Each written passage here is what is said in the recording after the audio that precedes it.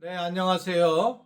11월 26일 화요일 짱목과 말씀 수다의 시간입니다. 오늘 주시는 말씀은 히브리서 12장 1절부터 13절의 내용의 말씀인데요. 하나님 말씀을 보시겠습니다. 히브리서 12장. 이러므로 우리에게 구름같이 둘러싼 허다한 증인들이 있으니 모든 무거운 것과 얽매이기 쉬운 죄를 벗어버리고 인내로서 우리 앞에 당한 경주를 하며 믿음의 주요 또 온전하게 하시는 이인 예수를 바라보자. 그는 그 앞에 있는 기쁨을 위하여 십자가를 참으사 부끄러움을 개의치 아니하시더니 하나님 보좌 우편에 앉으셨느니라. 너희가 피곤하여 낙심하지 않기 위하여 죄인들이 이같이 자기에게 거역한 일을 참으신 일을 생각하라. 너희가 죄와 싸우되 아직 피 흘리기까지는 대항하지 아니하고 또 아들들에게 권하는 것 같이 너희에게 권면하신 말씀도 잊었도다. 일러스되 내 아들아 주의 징계하심을 경히 여기지 말며 그에게 꾸지람을 받을 때에 낙심하지 말라. 주께서 그 사랑하시는 자를 징계하시고 그가 받아들이시는 아들마다 채찍질하심이라 하였으니 너희가 참음은 징계를 받기 위함이라. 하나님이 아들과 같이 너희를 대우하시나니 어찌 아버지가 징계하지 않는 아들이 있으리요. 징계는 다 받는 것이거늘 너희에게 없으면 사생자여 친아들이 아니니라. 또 우리 육신의 아버지가 우리를 징계하여도 공경하였거든 하물며 모든 영의 아버지께 더욱 복종하며 살려 하지 않겠느냐. 그들은 잠시 자기의 뜻대로 우리를 징계하였거니와 오직 하나님은 우리의 유익을 위하여 그의 거룩하심에 참여하게 하시느니라. 무릇 징계가 당시에는 즐거워 보이지 않고 슬퍼 보이나 후에 그로 말미암아 연단받은 자들은 의와 평강의 열매를 맺느니라. 그러므로 피곤한 손과 연약한 무릎을 일으켜 세우고 너희 발을 위하여 곧은 길을 만들어 저는 다리로 하여금 어그러지지 않고 고침을 받게 하라. 오늘 말씀의 히브리서 기자는 우리 인생을 어떻게 바라보고 있냐면 여러 증인들 사이에서 결국 경주하는 것과 같은 것이 인생이다 라고 그렇게 말씀을 하고 있는 겁니다.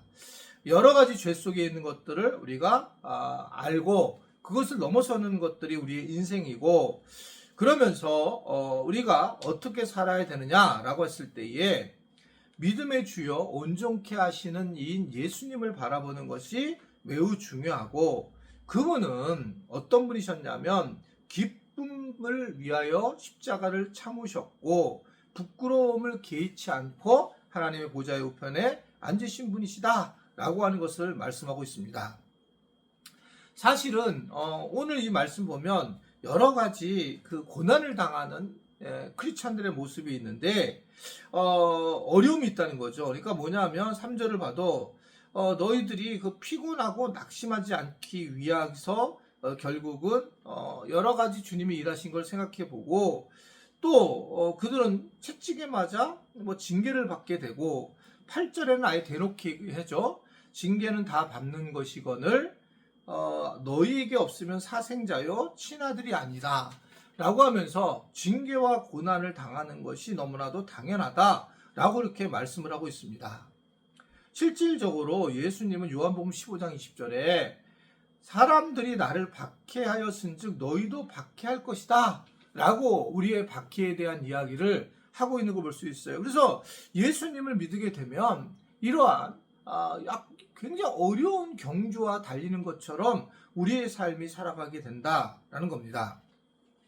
실질적으로 그러한 경주를 하면서 하나님은 우리 성도들에게 징계를 주시는 것을 오늘 성경은 분명히 허락한다고 말씀을 하고 있고요. 그것은 왜 징계를 주냐면 우리가 영원히 잘 영적으로 거할 수 있도록 그 거룩하심에 참여하기 위해서 징계하고 계신다라고 하는 것을 말씀을 하고 있습니다. 하나님의 내리시는 징계는 사실은 무의미하지 않고 무익한 것이 아니라 결국은 이 우리에게 상당히 거룩한 열매를 맺기 위한 것이다라고 하는 것을 분명하게 말씀하고 있습니다. 그래서 이제 징계를 당할 때에 낙심하지 말아라 라고 하는 것을 히브리서 저자가 얘기하고, 오히려 징계는 우리로 하여금 하나님께서 바른 길로 인도하기 위한 것이라고 하는 것을 얘기하면서 우리는 이러한 고난과 징계를 통해서 성실하게 우리의 무릎조차도 회복하게 하는 무릎을 일으킨 것을 세워야 하는 그런 삶을 살아가는 것이 중요하다라는 것들을 말씀을 하고 있습니다. 살면서 우리는 징계와 고난을 당할 수밖에 없는 존재들입니다. 여러 가지 이유로 그래요. 하나님도 그렇게 우리를 훈련시키기도 하고 마귀도 우리를 공격하게 되고 우리를 고통스럽게 만들어 보는 겁니다. 그런데 그러한 것들이 사실 징계와 고난을 당하는 것이 물론 하나님의 뜻이고 마귀가 하는 것도 있겠지만 어떻게 보면 우리 개인의 실수로, 우리 사람들 내 존재의 실수로 또 그런 일을 당하는 경우도 많이 있어요. 특히 제가 목회를 하다 보면 참 그런 경우가 많이 있습니다.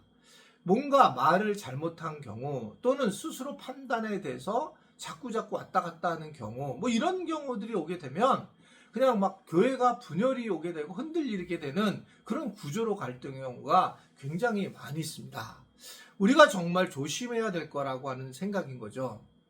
그리고 우리가 이 부분에 대해서 정말 내가 바르게 신앙생활하고 내가 징계를 받는 것에 대해서 정말 인정을 하게 되고 받아들이게 되면 우리의 믿음이 성장하게 되는 것들을 볼 수가 있습니다.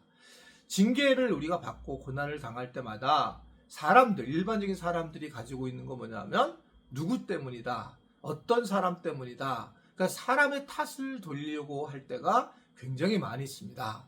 내가 한 것에 대해서는 자기가 고백하기가 어려운 것 같아요. 누구나요. 그런데 하나님은 다른 사람을 탓하게 해서 다른 사람에게 뭔가 하나님의 선하심을 인도하시려고 하는 게 아니라 내 자신에게 하나님 관심이 많기 때문에 나를 도와주시고 나를 회복하기를 원하신다는 것을 늘 말씀을 우리에게 전해주고 있다라고 하는 것을 생각하게 됩니다. 그래서 징계를 예수님도 받았고 고난도 예수님이 받았고 우리도 받아야 된다는 걸 아는 거예요. 그러면서 우리가 세상을 살면서 때로 이렇게 정말 여러 가지 관계적인 거나 또는 뭐 재정적인 거나 또는 몸이 아픈 거나 다양한 고난을 받게 될 때에 늘 우리가 주님을 바라보고 주 예수를 바라보고 주님을 의지해야 되고 그 주님은 우리에게 모델이 되어서 십자가에 달려 돌아가셨고 그것이 우리에게도 앞으로 살아가야 될 일이다 라고 말씀하셨던 사실을 결코 잊지 말아야 한다 라고 하는 겁니다. 결국 징계는 무의미한 게 아니고 또 어떤 아무런 이렇게 아무 이유 없이 그걸 한 것이 아니라 항상 이 징계와 고난은 우리에게 유익을 주기 위해서 하나님 주시는 그러한 우리에게는 어렵지만 선물이라고 볼 수가 있습니다. 우리는 우리 뜻대로 다 되는 것이 좋은 것처럼 생각하지만 그러면 우리는 변화가 일어나지 않아요. 그렇기 때문에 때로는 우리가 알지 못하는 내가 도대체 이해 못하는 어려움이 올 때에 바로 엎드려서 기도하면서 나의 문제를 해결해 나가는 것이 굉장히 중요하다. 고난을 통해서 우리가 성실하게 고침을 받고 그리고 하나님 앞에 완전한 하나님 앞에 자녀로서 세워지는 것이 매우 중요하다라고 하는 것을 생각을 해보게 됩니다. 많은 고난이 우리에게 있어요. 근데 저도 마찬가지고 그래서 때로는 이제 제가 이게 계속되는 이러한 고난을 오면 너무 고통스러워해서 힘들 때도 저도 있죠. 그런데 지나가 보면 이 모든 것들이 은혜라는 것들을 또 저도 늘 느끼게 됩니다. 그래서 현재 고난을 당하는 분들이 계시면 힘든 분들이 계시면 누구나 겪는 고난이고 이 고난을 잘 넘어서서 내가 하나님의 자녀로 세워져야 되겠다. 이런 마음을 가졌으면 좋겠습니다.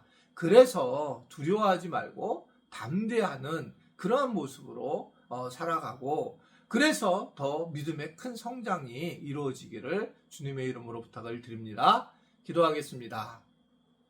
하나님 아버지, 오늘 말씀을 만나면서 고난을 당하는 분을 위로하여 주시고 고난을 넘어서서 하나님이 원하시는 방향으로 잘 세워질 수 있도록 은혜와 은총을 허락하여 주옵소서. 오늘도 고난당함 속에서도 주님만을 바라보고 평강하기를 원하며 그것을 위하여 우리 모두가 하루를 말씀과 기도로 시작하게 하도록 인도하여 주옵소서. 예수님의 이름으로 기도드리옵나이다. 아멘.